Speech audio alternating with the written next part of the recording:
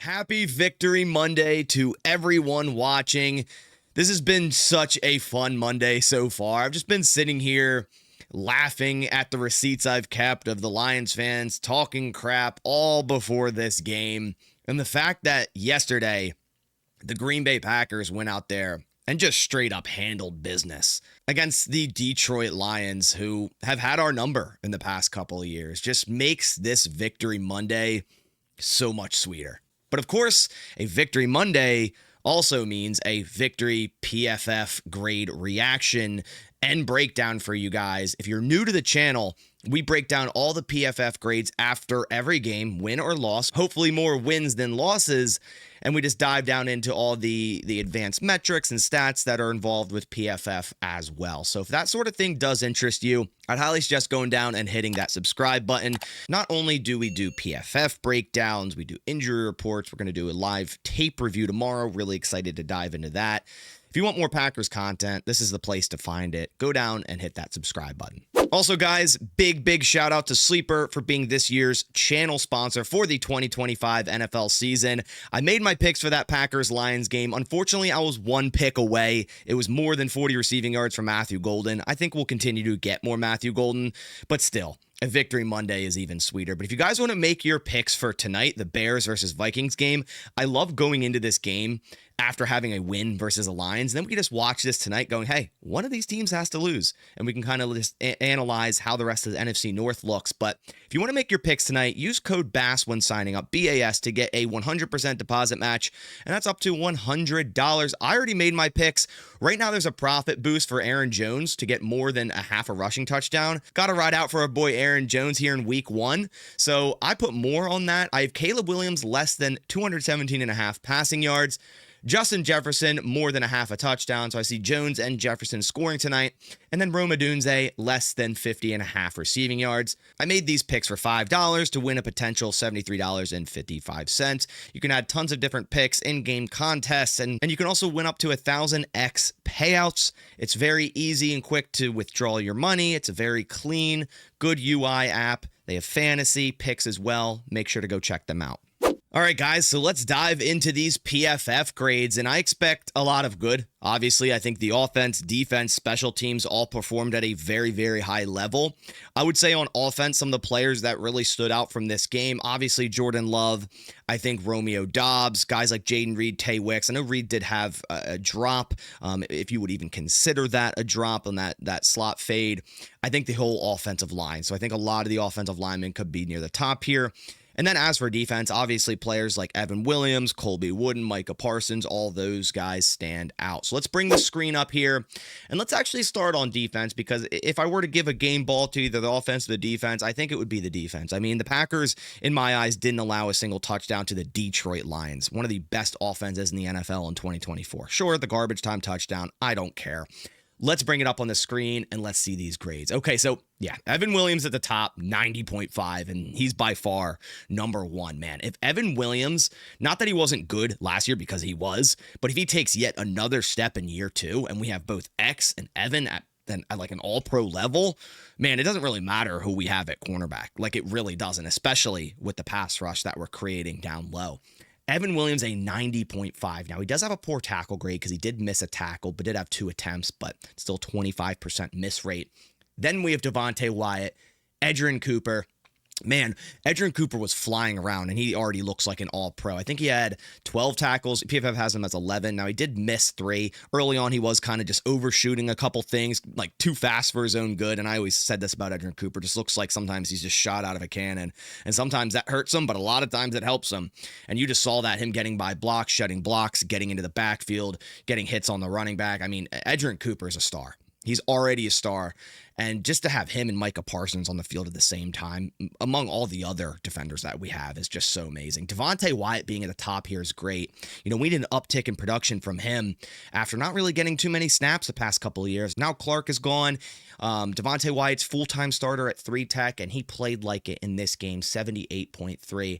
Valentine, starting for Nate Hobbs, had a nice game. Lucas Van Ness looks like he's taking that jump in year 3, and that's crazy. Like, Lucas Van Ness was slated to be a starter all offseason. We bring in Micah Parsons, but now we just have that change of pace there and a guy that we can kick inside on 3rd and long, which we did, and that's when Lucas Van Ness got the sack. I believe it was a half a sack, but PFF counts half sacks as full sacks, and he also had 4 pressures. Lucas Van Ness, have a day, man. I love to see it. If he gets to that next level here in year 3, if we could just get a couple guys to get that uptick in production, Evan Williams, Devontae Wyatt, Lucas Van Ness, in the addition of having Micah Parsons on this defense, like this could be the best defense in the NFL, and I'm not even overstating that.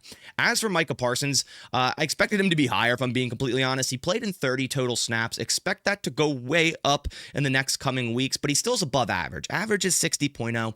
Parsons 66.0. He had 2 pressures, a sack, a hurry, and also a stop.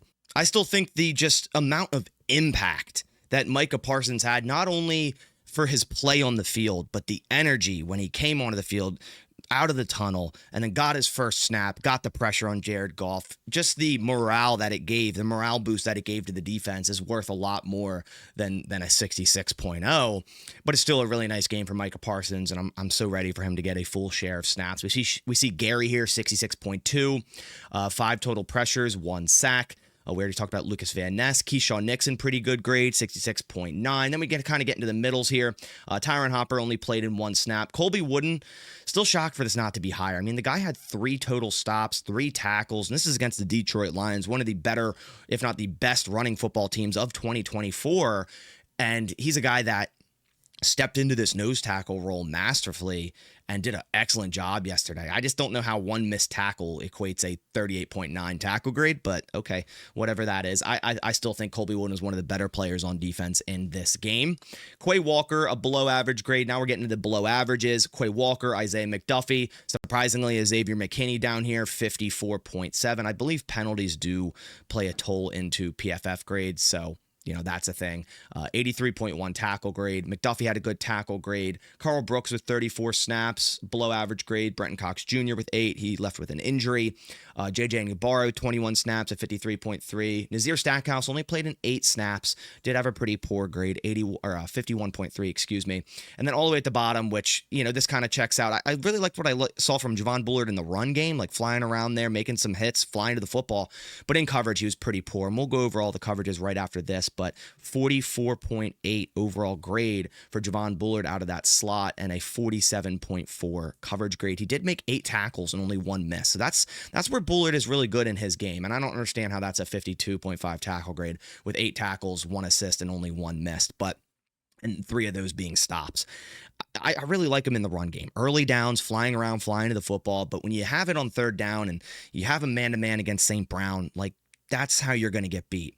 And hopefully we don't continue to put him in situations like that. So now let's actually go to coverage matchups so I can show you who allowed what. We see Javon Bullard allowed 10 receptions on 11 targets for 72 yards, a 7.2 average. So by far allowed the most in this game, but hey, the Lions still didn't really move the ball through the air too well. So, it is what it is. Edgerrin Cooper did allow 8 on 8, but only for 29 yards, the 3.6 average. That's fine, right? The Lions did so much play action, then dump it back to the running back for 2 to 3 yards.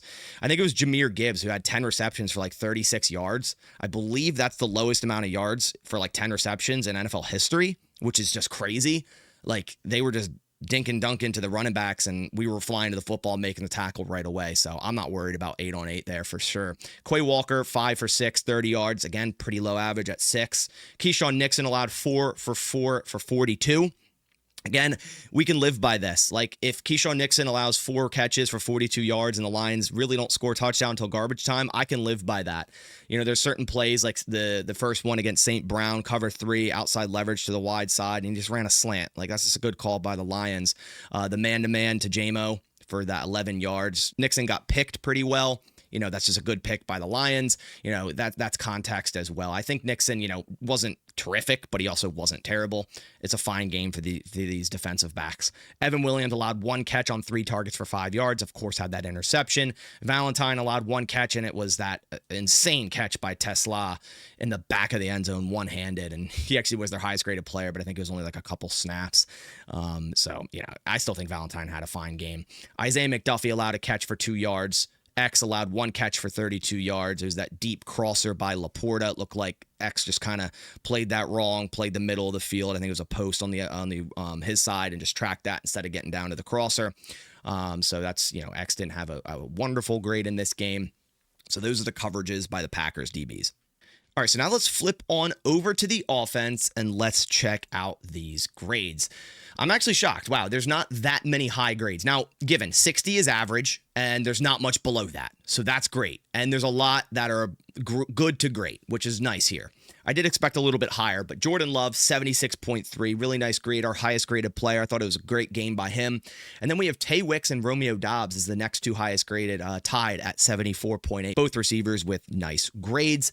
Jordan Morgan played in 20 snaps. I didn't know he played in that many snaps. He was rotating a little bit towards the end with Sean Ryan, who also had a great grade. They almost had the same grade. Morgan, 73.5, Ryan, 73.3. Sean Ryan, really nice pass block grade. That's great to see. That's where Ryan really struggled last year, where he always had like a decent run block grade and his pass block was always suffering. So that's really good to see, especially against the Detroit Lions. Jaden Reed finished with a 71.2. We have Elton Jenkins, which surprisingly a 35.1 pass block grade. I wonder why that is. We'll check pressures right after this, but 65.4 grade. Tucker Kraft, 63.9. Good pass block grade for Tucker Kraft. Zach Tom, I don't see how Zach Tom's this low. Like 30 snaps at right tackle, of course left with injury, but I feel like every time he was stonewalling Aiden Hutchinson, and that counts for something, right? That counts for better than just slightly above average, in my opinion. Sometimes you look at these grades, and again, PFF is not the end-all be-all. It's just added context, and the additional analytical stats are nice that come with it, such as pressures and pressures allowed and coverage matchups and stuff. But it's not the end-all be-all. It's just good added context. But sometimes you do sit here and you're like, how did that really work out? But then again, I didn't sit down and watch every single snap from Zach Tom, where their graders did. Rasheed Walker, 63.0 here. Matthew Golden played in 23 snaps. Expect more snaps in the coming weeks, 61.8. Then we start getting into the average to below average. Savion Williams only played in 3 snaps. Was still surprised to see him even get a touch in this game. Josh Jacobs, slightly below average. I could kind of see that, early on, kind of dancing around there, not really hitting the hole too well, but did get better as the game went on. Darian Kennard, I'm surprised to see him below average. I thought when he filled in at right tackle, he did a fine job, especially in the run game. Didn't really notice him too much in the pass game, but he did get a 31.5 pass block grade, the lowest on the team. And then we have Emmanuel Wilson with 2 snaps, Malik Heath with 11 snaps, Luke Musgrave with 17 snaps, and then Aaron Banks, the lowest graded player. I didn't really notice him, and sometimes that's a good thing for offensive linemen. I really didn't notice him, but they have him at a 40.5 run block grade. Maybe his run blocking in the beginning of the game wasn't too good, and that's why Josh Jacobs was stood up a couple times. So now let's check out blocking. So we're going to go into blocking so we can see all the pressures allowed. Now, Jordan Love didn't get sacked once, so 0 sacks by all the linemen and running backs and tight ends, so kudos to them. But in terms of pressures allowed, Rasheed Walker allowed 2 pressures. Jordan Morgan, Aaron Banks, and Elton Jenkins allowed 1 pressure each. 5 pressures versus the Detroit Lions. That is a massive win. The fact that we only had 5 pressures allowed is insane. And just to show you guys, the Packers had 19 pressures and 4 sacks versus Jared Goff. That's how, different it was and how much better the Packers got after the quarterback compared to the Detroit Lions yesterday. Then I just quickly wanted to show you some Jordan Love advanced stats in terms of passing, and I really wanted to focus on this one. He was blitzed 52.2% of the time, and Jordan Love lit them up versus blitz. He was 9 of 11, an 81.8 completion percentage, 139 yards, 12.6 average, a touchdown, 0 interceptions, and a 93.7 grade. I mean, under pressure, you could see 2 for 5. So when he actually got pressured, it didn't go too well. But when he was blitzed, he did a great job at realizing that the blitz was coming, sometimes throwing it to where the blitz came from is what you should do as a quarterback. And he just did a really good job managing pressure, or managing the blitz, should I say, and completing passes downfield. It was just an awesome day for Jordan Love. Love to see him out there healthy, and I think he's just going to continue to get better and better as the year goes on. Oh yeah, I got to check out special teams. Sometimes I forget to do this, but here's the top graded special teams players: Chris Brooks, Nick Nyman, and Kingsley Enagbare. I thought it was a wonderful day by Nick Nyman. Had 3 tackles and assist. You can see why the Packers went out and signed him to be on their roster for a pure special teamer. And then Chris Brooks, a 90.0 there is great. 1 tackle and 2 assists. So those are all the PFF grades for week 1, the massive victory, 27-13, Packers over Lions. Man, again, this Victory Monday just feels so great. Let me know your thoughts down in the comments below. Which grades do you agree with? Which grades do you not agree with? Which ones were you surprised by? Let me know down in the comments below. But I really appreciate you guys coming by to the channel. Again, I'll be doing my live film review tomorrow, kind of like early afternoon. So be on the lookout for that. Then we rotate into Thursday Night Football. So really ready for that. Great victory here in week 1. Hopefully let's get another one here in week 2. But I appreciate you guys coming by. I'll catch you on the next one. And as always, go